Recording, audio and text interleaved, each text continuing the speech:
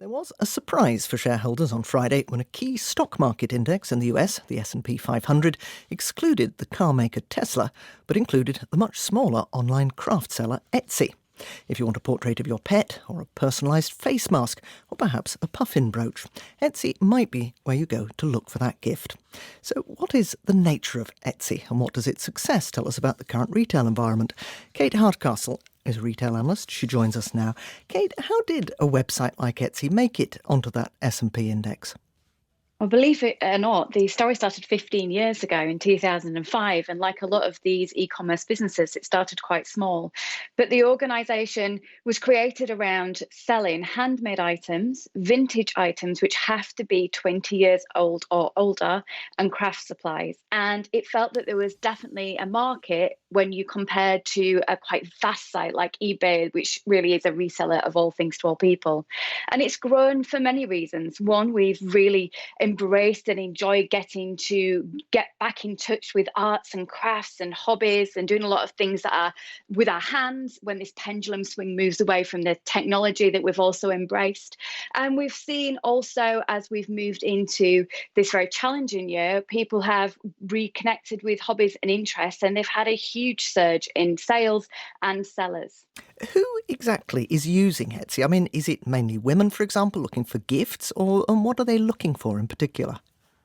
It can be anything from having a personalised hat made for a special occasion through to trying to find memorabilia of a very specialist vintage film.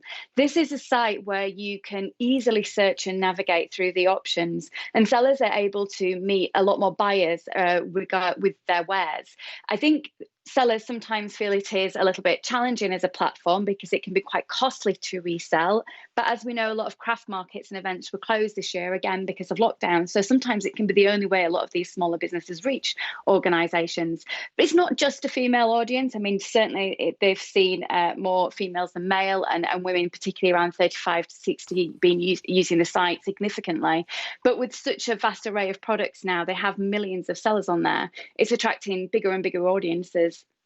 Are its customers finding the nature of the platform is changing? Is it still the hub for micro businesses that it was set up to be in originally? That's quite interesting because the idea behind Etsy really does hit that perfect sweet spot of us being more aware of ecological, environmental, the idea that we like to reuse and repurpose fits into their vintage, and the idea that we will support micro businesses is incredibly important to us. But as the site grows, the tipping point is hit because actually the more sellers that are on there, you tend to get, just as in all parts of life, the good and the bad and the ugly, some that may be a little bit disingenuous, some that perhaps are quite large organizations disguised almost as smaller organizations. And some of the smaller sellers saying they're finding it very difficult to really find purpose and brand around their particular offer. There's also been some noise regarding some sellers who go on with quite a unique product and find that their products copycat quite quickly from other sellers. But overall, we can't deny this huge drive that this organization over the 15 years has had to receive such an amazing achievement last week in terms of its finances. What certainly it will do, though, is it lead the way to, I would imagine, many more platforms for startups.